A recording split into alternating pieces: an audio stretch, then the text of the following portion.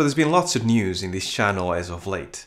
Most recently, my brand new game studio called Proxima. Go and check it out if you haven't so far.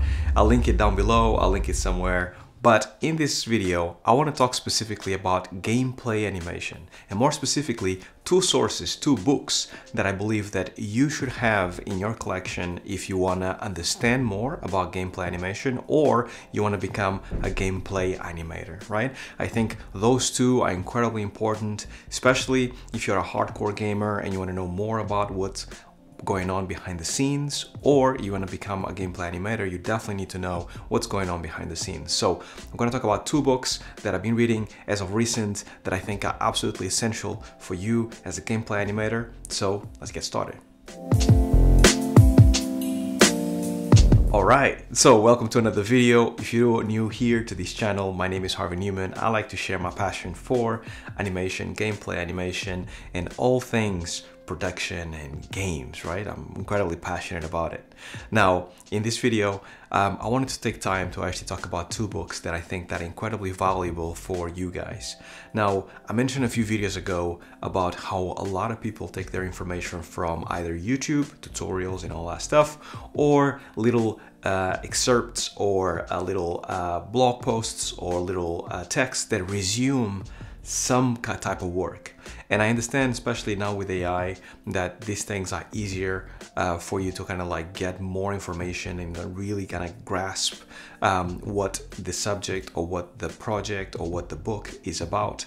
However, I do think that there is some books, some information they should have handy next to you, somewhere around you, as you are trying to become either a gameplay animator or if you're trying to understand more about how games are made. Now, what I suggest is for you to actually, after you become an animator, to look for books or information on how to become a gameplay animator. Like what specific tasks do you need to execute that are actually gameplay animation specific. And this is why this first book by a good friend of mine that lives just around the corner from me, called Jonathan Cooper, he lives here in Edinburgh in Scotland, comes really handy. Jonathan is an incredibly savvy, knowledgeable, experienced animator. He has seen it all. He has worked in so many AAA games. He has led teams and he knows what he's talking about. And what Game Anim, which is the name of his book and the one that you should absolutely get, is a comprehensive guide to what gameplay animation is and what kind of tasks and what kind of things do you need to actually keep in your mind as you become a gameplay animator, right? So it's the very first thing that I would suggest for any gameplay animator to do is to go and read their book so you can start becoming or having the right frame of mind so you think about what you actually need. Now, in games, there's actually cutscenes and gameplay. If you actually want to focus on just the principles of animation, on just animating, you can just become a cutscene animator. However, those roles or those specific needs can be fulfilled by a number of different animators, right? So if you actually work in film already or VFX already, you can just hire somebody of, the mill or MPC or any big VFX studio and then get them to do cutscenes. Equally, if somebody who works in film and has incredible showreel, has a great quality, they can also be hired to work on your cutscenes. Now, gameplay animation is a more specific, a more all-encompassing role because it takes effect in the game, right? It's all the things that you press and that the character reacts and the character does in the game that makes it special. And what Jonathan Cooper mentioned in his book, which is absolutely right, is the 12 principles of animation that are mentioned like from the 9 Old Men, so they've been here for a long time, are at the absolute foundation of animation, so you should take those into consideration. But what he does is actually add an addendum to those 12 principles that then apply specific to games. Those are the things that animators that want to become gameplay animators normally don't know about, and they're curious to know what makes a gameplay animator, right? What kind of things do you do specifically as a gameplay animator? And some of these things that Jonathan Cooper talks about in his book are absolutely essential. Now, definitely get it, because I think you having the book next to you and having a read at least a couple of times and keeping it handy whenever you want to go back to it is absolutely essential. But some of the things that he talks about, I just made a few notes here, is that game animators must work very closely with technical animators. This is very true, even though you don't have to be technically minded. I don't consider myself somebody technical, but you need to understand what goes behind your animations in Engine as you're trying to implement them. And also, how are the animations being implemented so you can actually make or cater or change your animations so they can fit the specific needs for the game way better. So this is definitely something that you need to keep in mind. He talks about game feel. Game feel is absolutely crucial for animation. Animation takes a huge chunk of what game feel ends up being. So when you play a game and you press a button, you feel absolutely awesome making a certain action or killing somebody, or I don't know, like running or skating or whatever it is that you want to do in the game. If it feels good, a lot of it had to do with the animations and how the animations were implemented in game. So you are a big part of that as a gameplay animator. He also talks about animation or animators considering and taking into account factors such as character design, storytelling, player feedback. All those things are absolutely essential as well.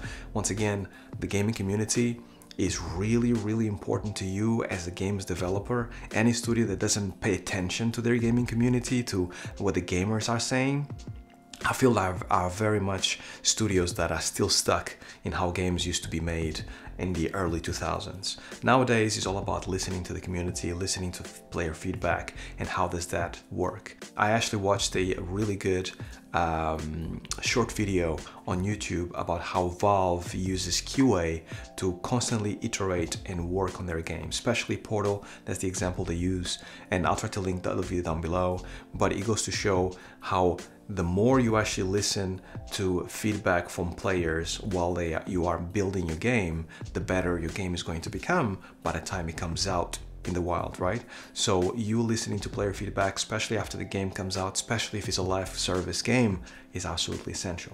And lastly, the book gives you a few tips on how to actually deal with animation in engines such as Unreal and Unity, so you can get a little bit of a glimpse of what happens behind the scenes when you get in Engine, right?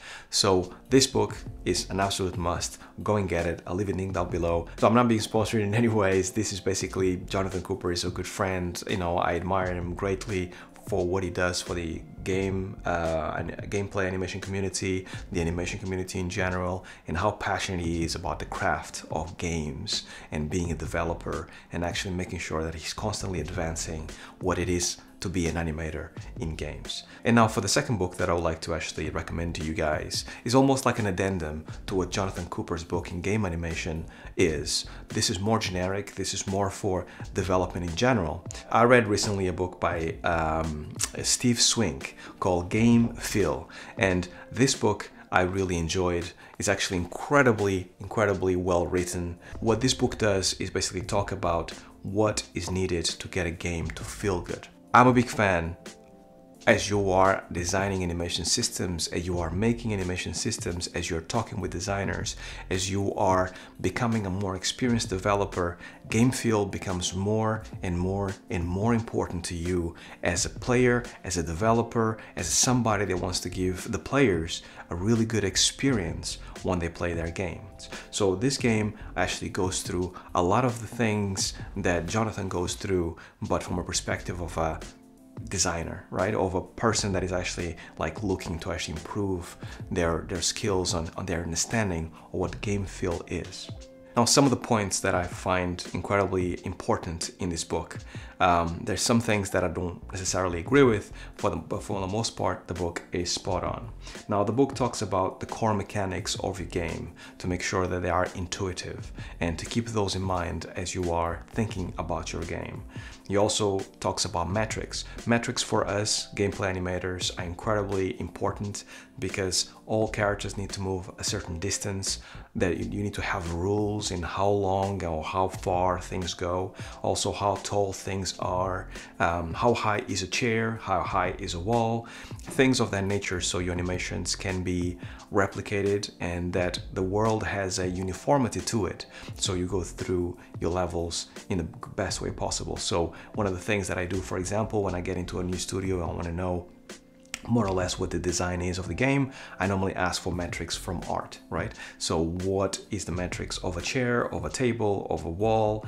If you have cover, how high is cover, right? Things of that nature that allow you to then animate towards those metrics, through those rules. Those are very important. Now, he also talks about iteration. Iteration is yet another thing that, you know, is mentioned in Game Anim, but is basically that idea that you should always ask for feedback and iterate on the project and make sure that that game feel and that animation and the design are coming together in a really awesome way, and to make sure that you're always taking a step forward towards the right design, the right game feel as you're working in the game. Now, one thing that I actually mentions on the book that I really agree on is being open to changing everything if necessary, or any part of the system if necessary. I have worked in games previously that even though the design is very clear and things feel very much in stone and you just go and do animations and you're like, this is going to be it no matter what, you realize after putting animations, after putting all the design and all these other things together, things don't really gel and you don't really know why. But no matter how much you actually try to polish, it just horrible, right? So in those cases, it's better to just throw everything away, go back to the drawing board, design, talk about animations, talk about animation design, and then kind of like create something new, something different, something that perhaps is a little bit feels better, right? Instead of just being so rigid. So that's really, really cool.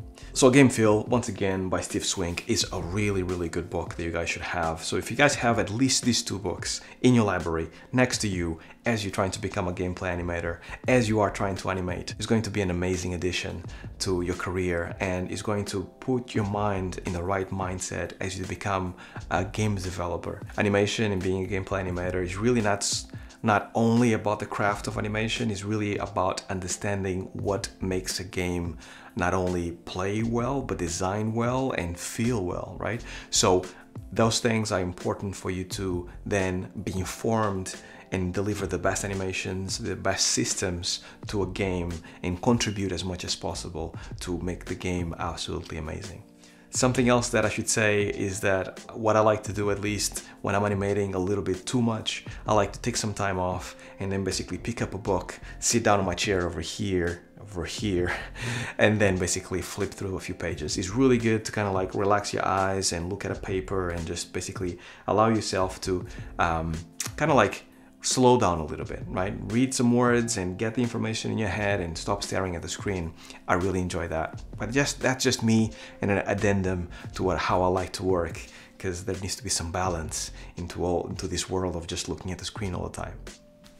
That's it. I hope you guys enjoyed this video. Don't forget to subscribe, like, and comment below about any more books that you guys think people should get. Right? If you got any book that you think that is incredibly exciting or incredibly informative for all the game devs, doesn't matter if they're animators or not, out there, then comment below. Let me know about more books. I'm always looking for better books, for great books to read. So definitely let me know what you guys think. And if you guys have read this or want to read this, comment down below with any questions you have. That's all I had. As always, thanks so much to my Patreons for supporting me every single month. And until next time, stay well, stay safe. Peace.